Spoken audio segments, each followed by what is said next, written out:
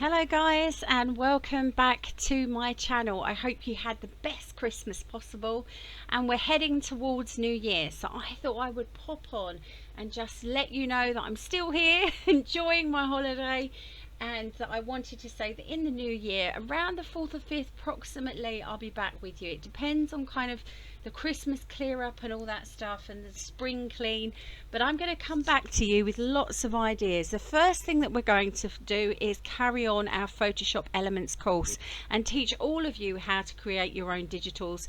I'll go into this in a basic level, and then I'm hoping later on to actually produce a course that will show you how to create even more beautiful digital kits and elements and do the more technical, more complicated side of things.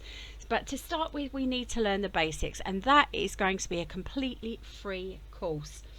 The other thing I wanted to tell you about, I've received some lovely Christmas presents, and I've received lots of crafting Christmas presents. I've got some new lace, I've got some amazing new molds which I'm going to use with some clay to create items for the front of our journal covers.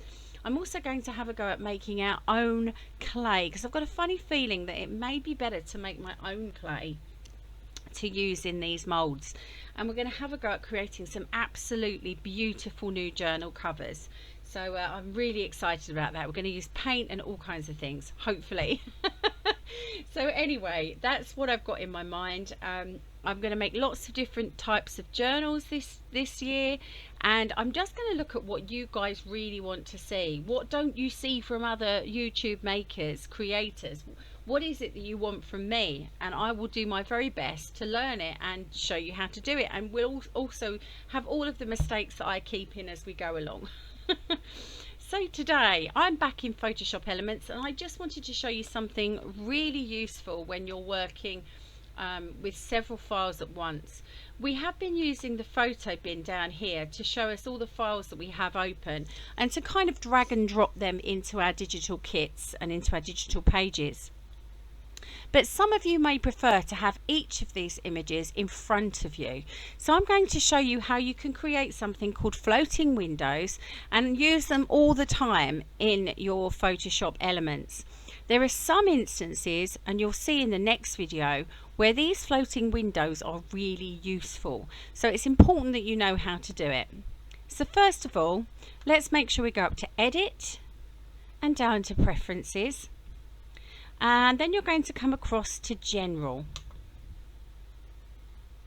Now, as you can see, it opens up this screen with lots of different things that you can do, but all we need to do is find Allow Floating Documents in Expert Mode and make sure that we tick it. Once you've done that, click OK, and then we're going to open up some files. I'm going to hold down my Shift key, click one image and go across and click another, and then click OK. And they're all just opening up at the moment. And you'll see up here they've all opened in teeny tiny little squares. This may happen to you. If it does, don't worry, we're just going to make them bigger, and we're going to just move them over. There we go. So I've got my peacock. I'm not quite sure why they've come up so tiny. Maybe because I've never done it before.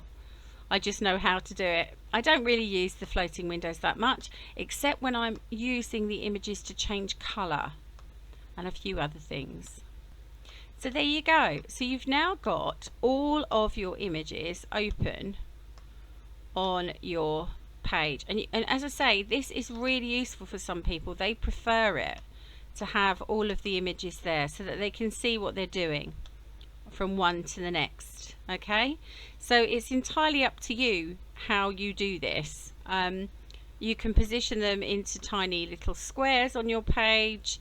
You could have them in those little boxes that I just showed you, and then enlarge and reduce as you wish. But this is a different way of seeing all of the files that you have open. Right, that said, that's our first tutorial. I'm going to come back with another one today using this to change some background colors. So stick with me for the next video. It's coming in a bit.